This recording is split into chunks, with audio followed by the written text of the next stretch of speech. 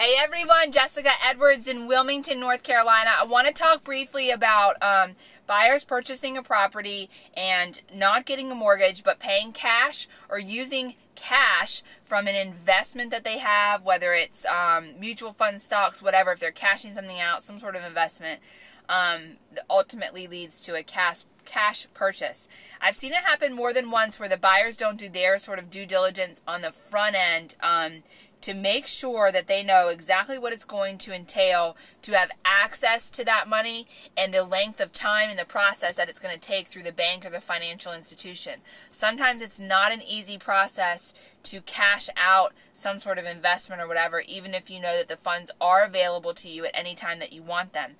Sometimes it cannot be turned around in a day or two or even in a week. Sometimes it can take weeks upon weeks. So as a buyer in this situation, you need to make sure that you know the details of what it's going to take to get access to that cash before you even write the offer, because that's going to really control when your closing date is, and you don't want to get in a situation where you're penalized by the seller or you potentially lose the house after you've been under contract because you don't have access to that money in a reasonable amount of time.